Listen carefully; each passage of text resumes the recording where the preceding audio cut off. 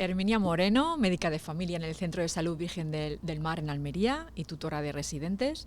Pertenece a un grupo de trabajo de comunicación y salud de la Sociedad Española de Medicina Familiar y Comunitaria y colabora con la asociación Proyecto Mariposa. Buenas tardes, Herminia, ¿cómo estás? Pues buenas tardes, Lola. Pues estoy contenta de estar aquí contigo. Muchas gracias por estar aquí en esta entrevista orgánica.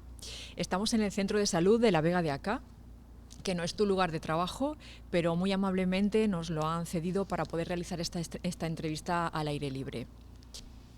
Comenzamos. Vamos a hablar de pandemia. Sí. Y de otras cosas, pero sobre todo me parece necesario hablar del tema con calma, la mayor calma posible. Desde tu lugar como médica de familia, ¿cuál es el momento en el que nos encontramos como ciudadanos y vosotros como profesionales?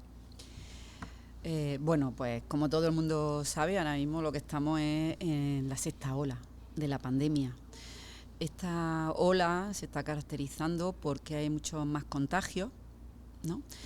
Pero es verdad que estamos teniendo menos ingresos y menos pacientes que necesitan estar ingresados en las unidades de cuidados paliativos, ¿vale?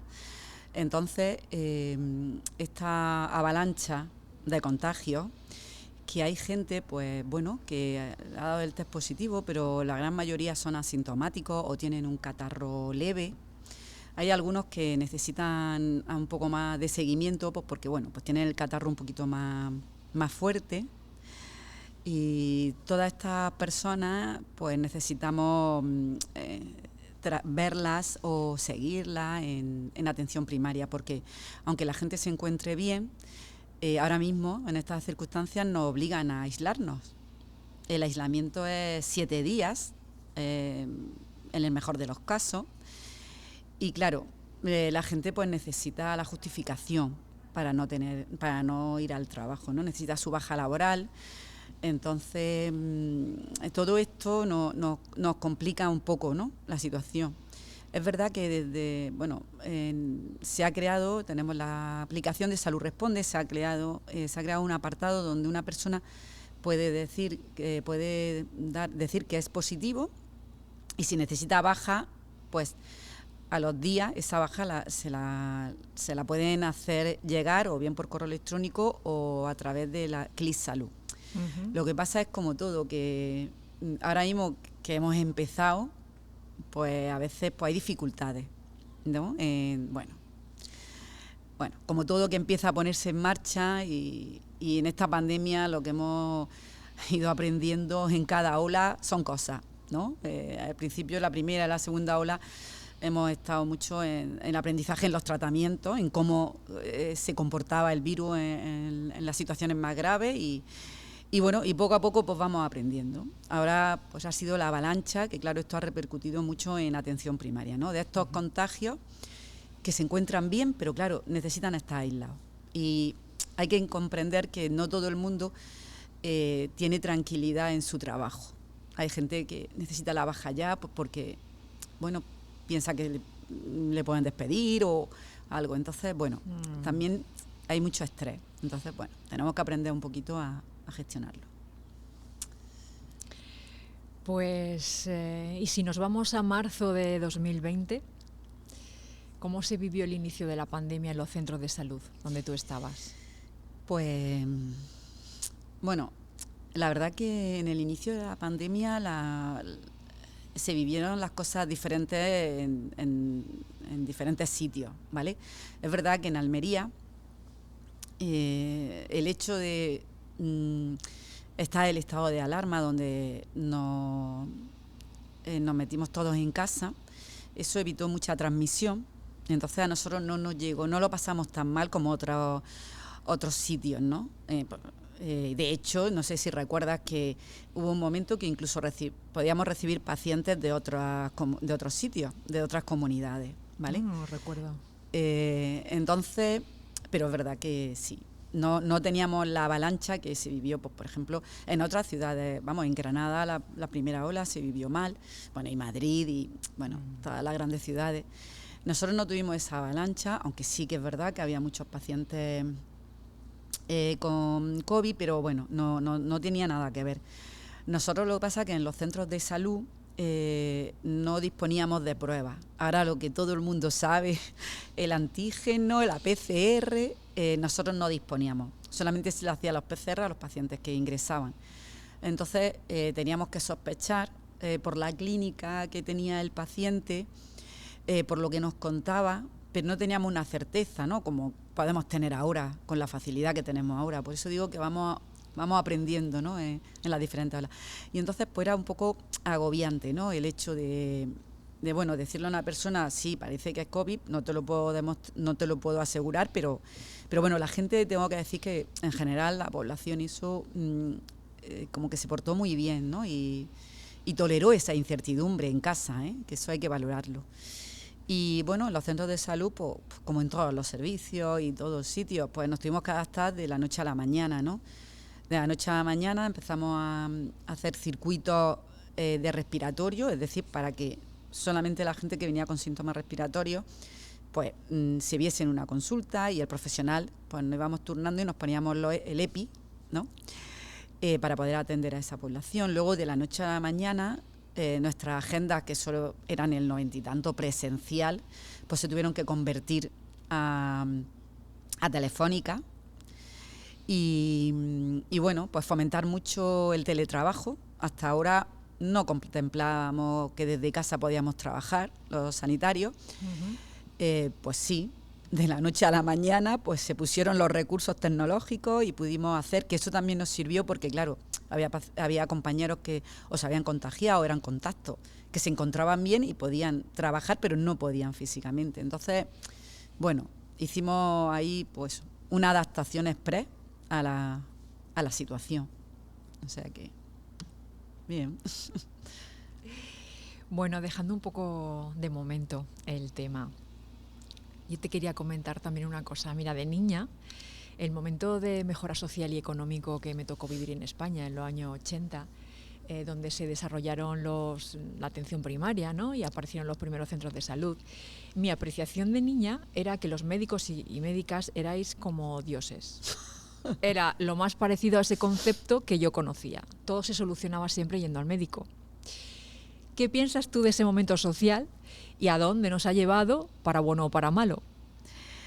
Bueno, es verdad que en esos momentos es cuando empieza a desarrollarse la atención primaria en España, empiezan a abrirse centros de salud, empiezan a desarrollarse programas de, bueno, pues para controlar, tratar pues factores de riesgo, enfermedades crónicas, ¿vale? También muy encaminados a la prevención, ¿no? Y también se pretendía una accesibilidad de la población en casi todos los pueblos, un pequeño consultorio o un centro de salud si era más grande, y es verdad que fue muy accesible a la población y eso estaba muy bien. Fue grandioso. Claro, eso estaba muy bien y bueno, yo creo que fue un avance extraordinario, ¿vale? Lo que pasa es que, como todo, cuando empezamos a usarlo mal o a abusar, pues tanto por parte de la población como por parte de los profesionales, ¿no? Se va desvirtuando un poco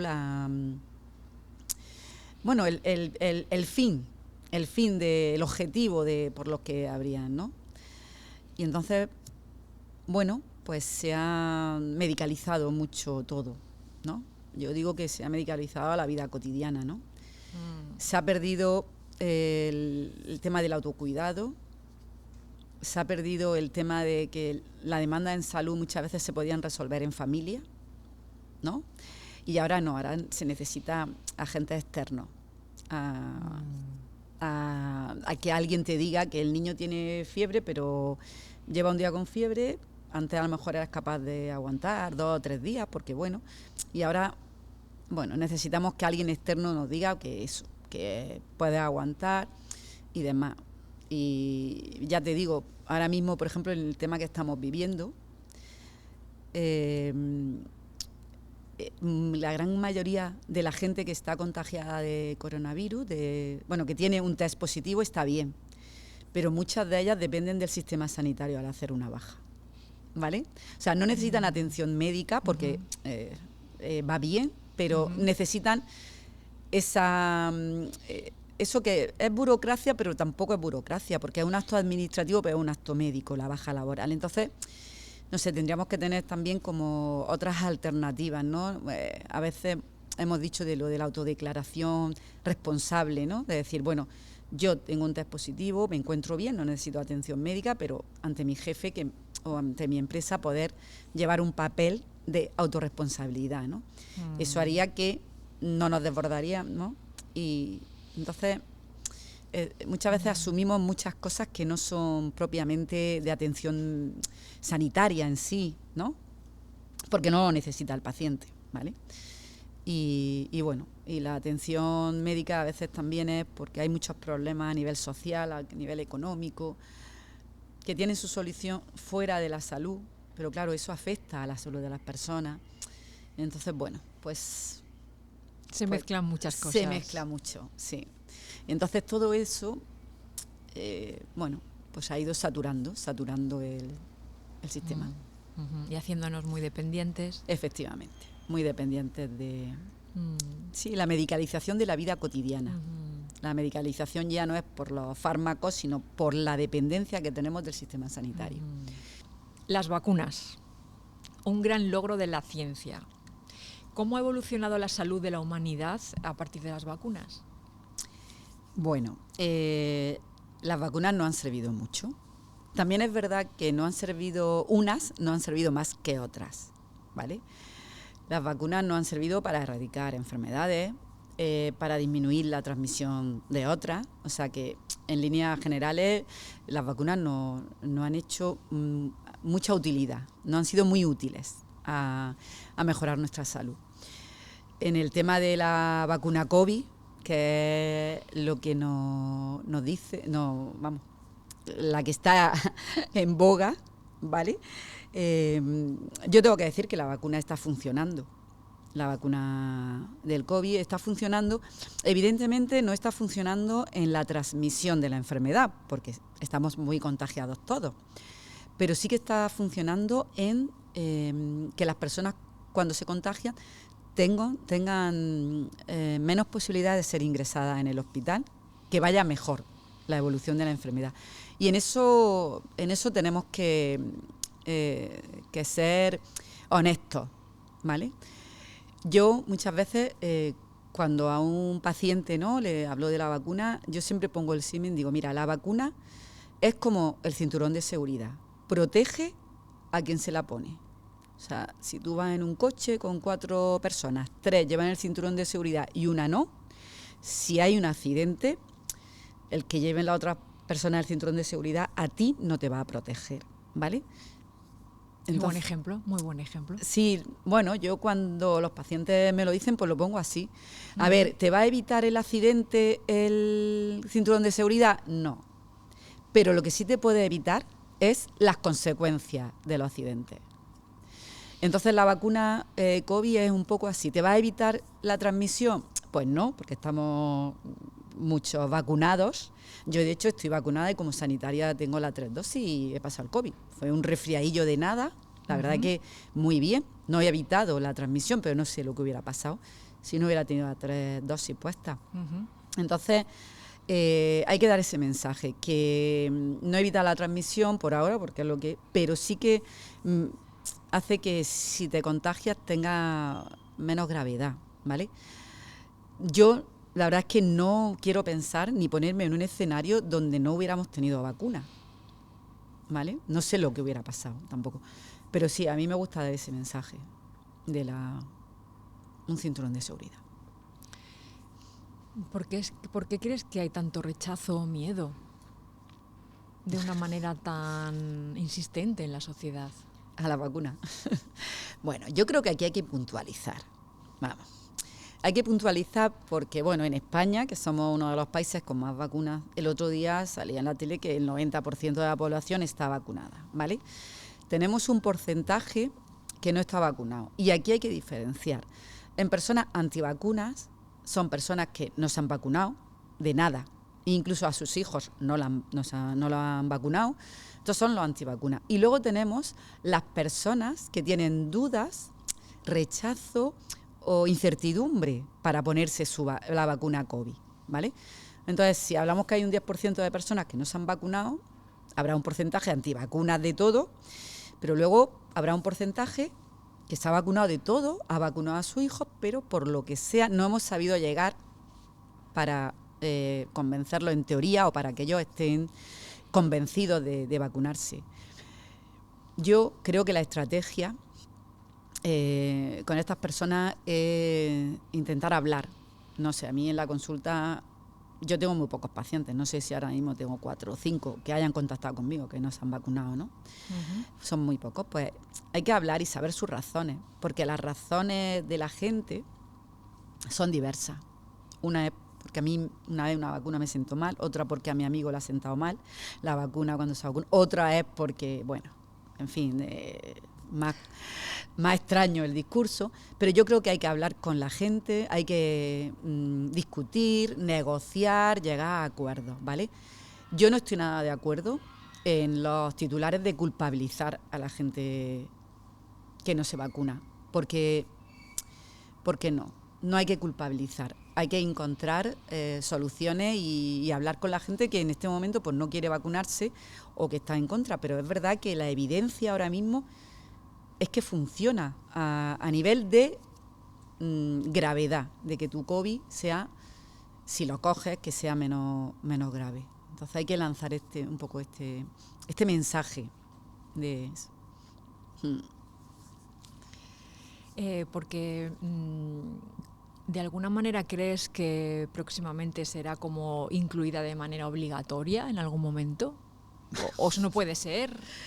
Yo no lo sé, no creo que sea, porque en realidad no tenemos ninguna vacuna obligatoria, ¿vale? Ajá. Entonces no creo, pero no lo sé. No lo sé si la vacuna del COVID se quedará como la vacuna de la gripe que llevamos años, que se aconseja vacunar a la gente, grupos de riesgo, en época pues, de invierno y demás. No lo sé, no te puedo contestar porque es que no lo sé. Lo que sí parece que se está viendo que más allá de la tercera dosis que nos están poniendo, que nos han puesto o que nos están poniendo, parece que los inmunólogos, ¿no?, los que saben de nuestra inmunidad y demás, parece que no ven bien poner más vacunas, enfrentar a nuestro cuerpo, a nuestro sistema inmunitario a lo mismo. Pero eso es una asignatura pendiente que tenemos que estudiar, que hay que investigar. Entonces, yo ahora mismo no lo sé, no lo creo, porque además en España, si es que tenemos el 90% de la población vacunada, es que no es decir que es que ha sido un desastre, pues no. Hay que llegar a las otras personas, que sobre todo esas personas de riesgo que tú sabes que por las estadísticas pueden ir peor. Entonces, pero bueno, con diálogo y negociación. Muy bien. Pues otro asunto es hablar sobre COVID persistente.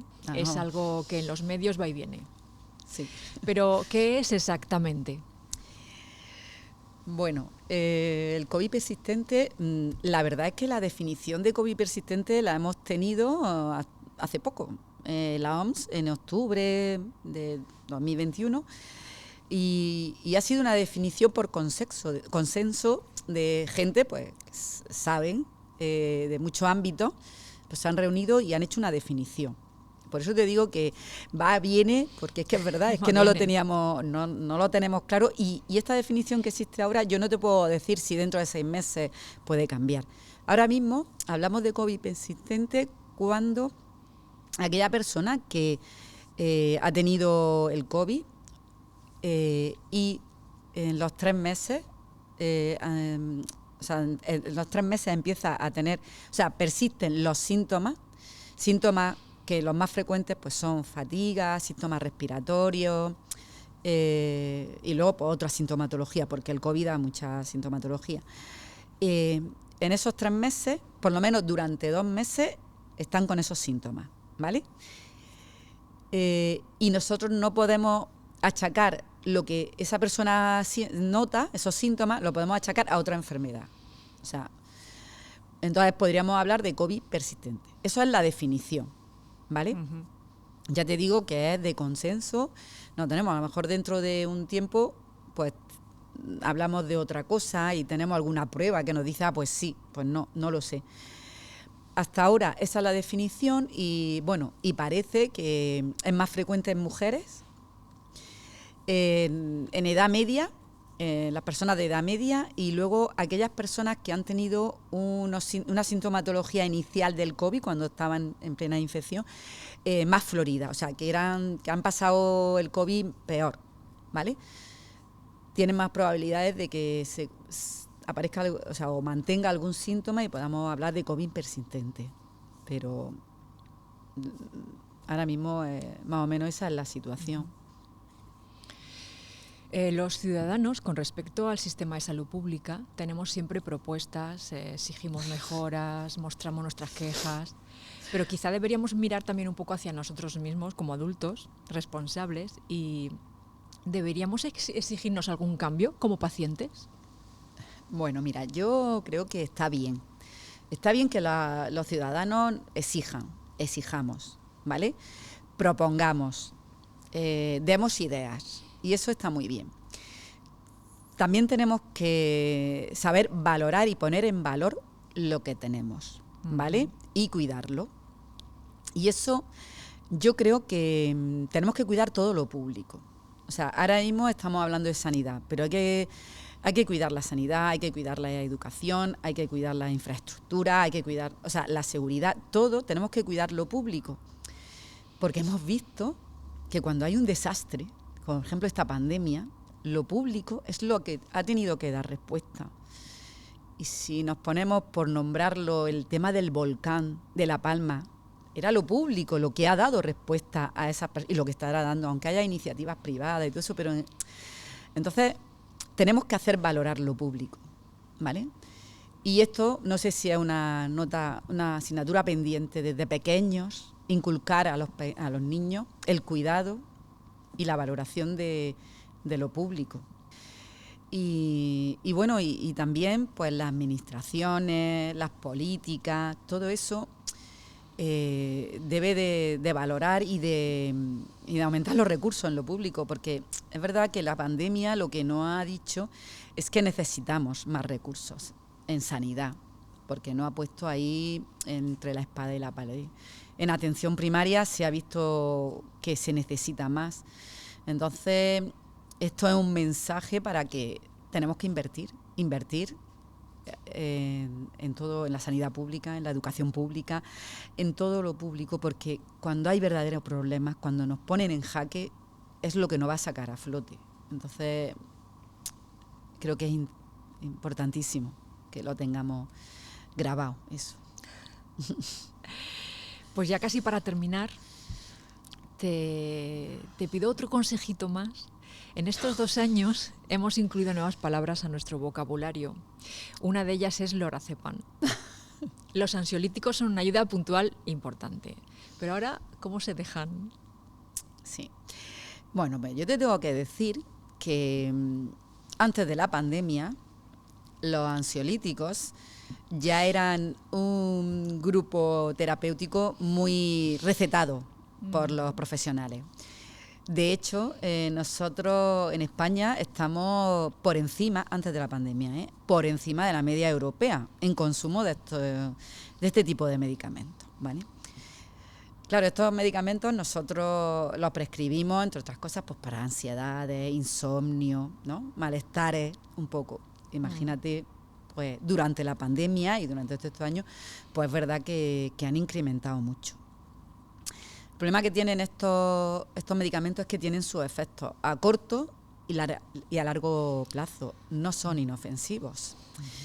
Y entonces, las personas que lo necesitan en algún momento también tienen que saber que hay que ir retirándolos, ¿vale?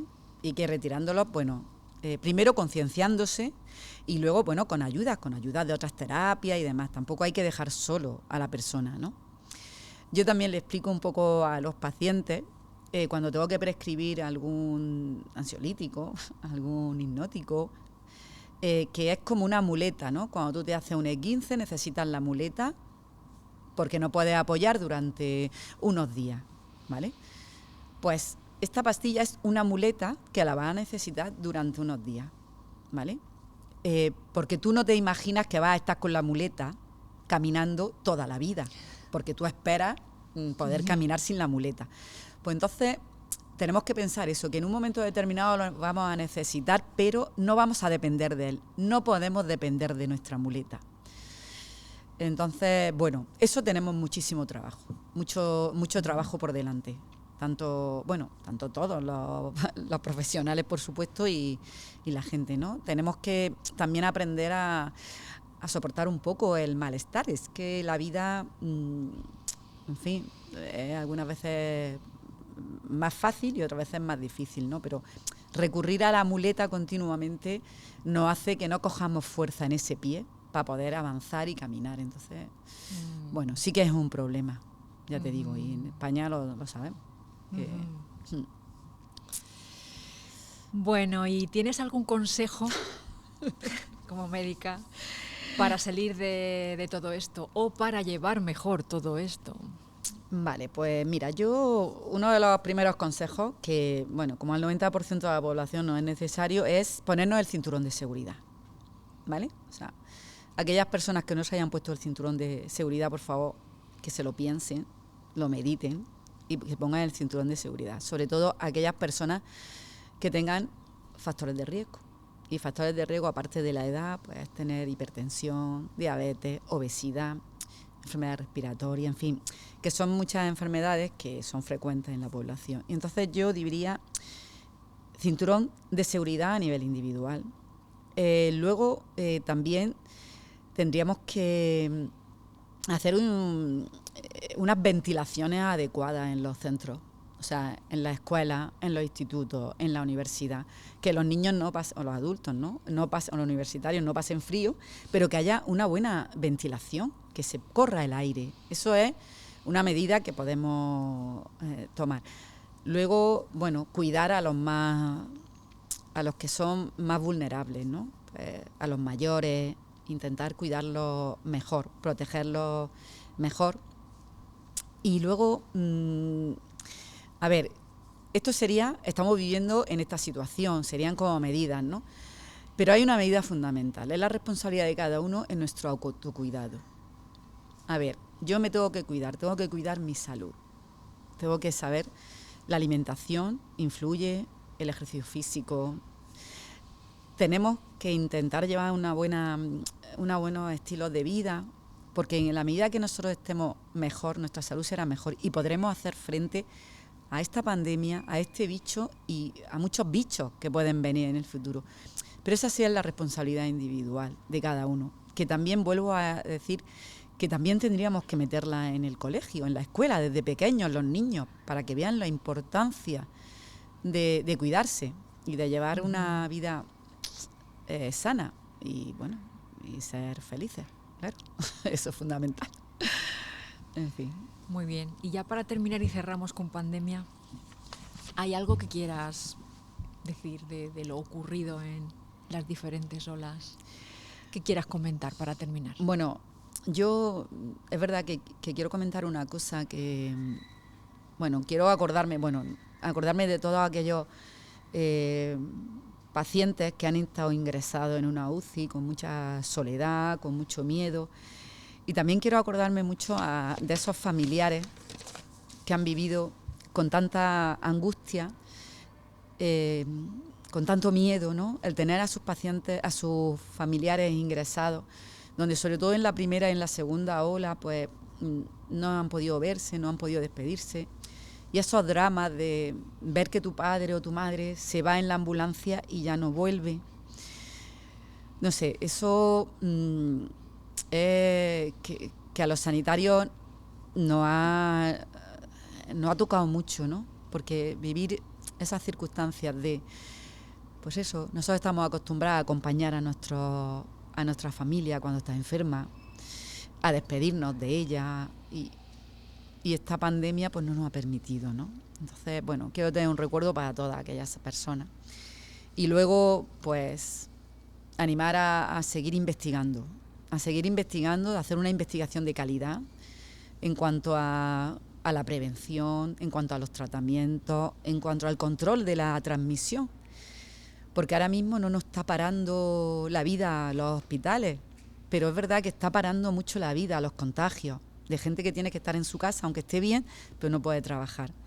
Entonces, bueno, sobre todo investigación para poder abordar estos temas. Bueno, Herminia, tenemos que terminar. Muchísimas gracias. Como siempre, ha sido un placer.